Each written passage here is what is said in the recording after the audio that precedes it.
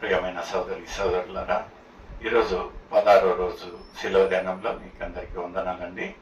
ఈ యొక్క శిలువ ధ్యానంలో మనము ధ్యానించకన్నా ముందు ఒక చిన్న ప్రార్థన చేసుకుందాం.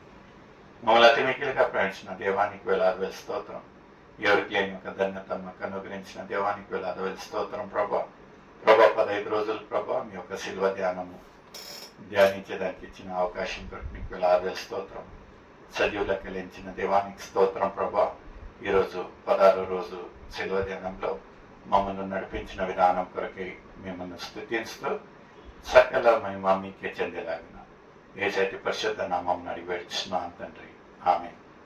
దేవునికి స్తోత్రం కలుగును గాక. ప్రియమైన సోదరులారా, ఈరోజు 16వ రోజు శిలువ ధ్యానంలో మీకు అందరికీ వందనాలండి.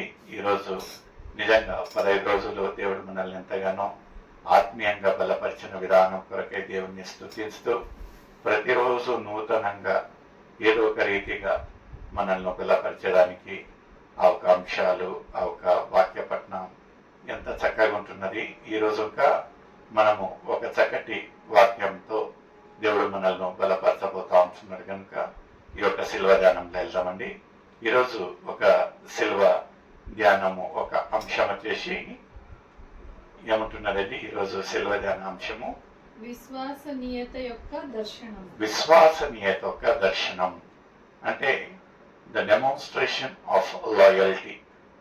నిజంగా ఈరోజు ఏర్పాటు చేసిన ఒక వాక్య భాగము మత్తయి రాసిన సువార్త 24వ అధ్యాయము 13వ వచనం నుంచి 23వ వచనం వరకు చదివి సేకరించండి.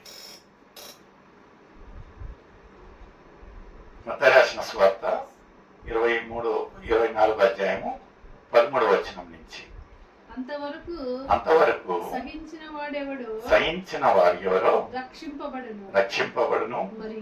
మరియు ఈ రాజ్య సువార్త సకల జనులకు సాక్షార్థమై లోకమందంతటను ప్రకటింపబడును. చూడండి ప్రియమైన సోదర, ఈ యొక్క రెండో రాకడ గురించి మనము మన ఒక తల్లిదండ్రులు, వాళ్ళొక తల్లిదండ్రులు, మన ఒక ముత్తతాతలు ఎప్పటి నుంచి ఇంత అంశము 2000 సంవత్సరాల క్రితం నుంచి దేవుని ఒక రాకడ, రెండో రాకడ వస్తూ ఉంటున్నది. అయితే మనం గమనించాల్సిన ఒక విషయం ఏముంటున్నదంటే ఈ యొక్క వాక్యము సర్వలోకానికి, ప్రతి ఒక్క జీవికి ఈ యొక్క వాక్యము చాటింపబడాలి. ఆ తర్వాతనే ఈ యొక్క యేసయ్య యొక్క రెండో రాకడ. ఎందుకంటే మనం అప్పుడు తప్పించుకోలేమండి. నాకు వాక్యం తెలియలేదే, నాకు తెలిసి ఉంటే నేను రక్షింపబడతా ఉన్నా, లేకపోతే దేవుని వరకు వస్తా ఉన్నాననేది చెప్పేంత మనకు అవకాశం ఉండదు.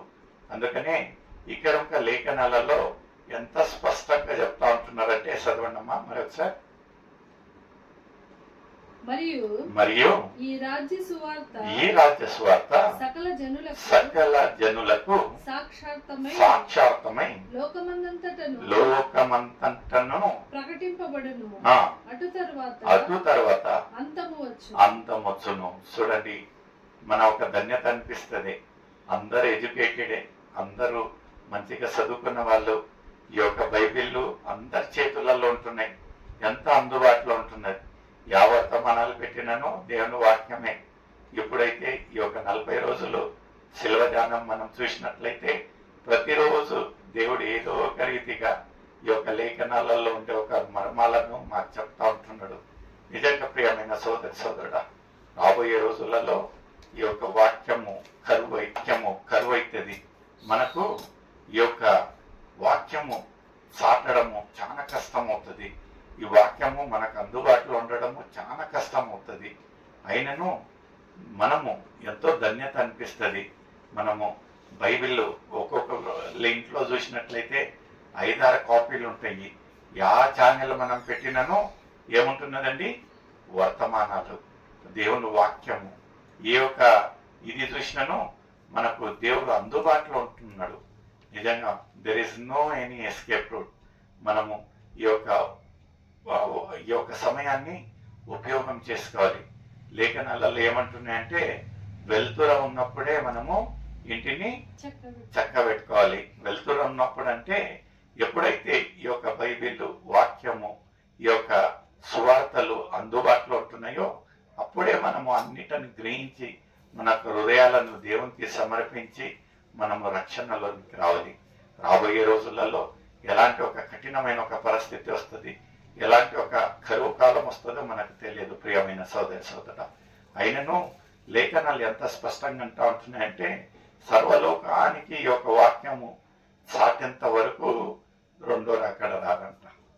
దేవుడు చూడండి ప్రియమైన సోదరుడు, వాక్యము ఏం చెప్తా ఉంటున్నదో ఒకసారి సేకరించండి.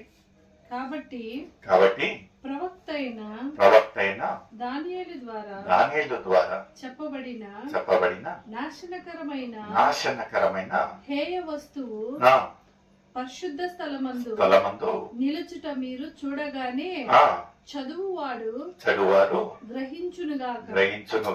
యూదులలో నిజంగా ఈ ఒక అర్థం ఏమంటున్నదంటే ఎప్పుడైతే ఈ యొక్క లోకరీతిగా అందరూ తిరిగి పరిశుద్ధ స్థలంలో అపరిశుద్ధత అన్ని ఏ అయితే అక్కడ పరిశుద్ధ స్థలంలో ఉండకూడదో అలాంటి మనకు దర్శనాలు వచ్చినప్పుడు చూసినప్పుడు మనం అనుకోవాలి ఇంకా రెండో రకడ చాలా సమీపంగా ఉందండి.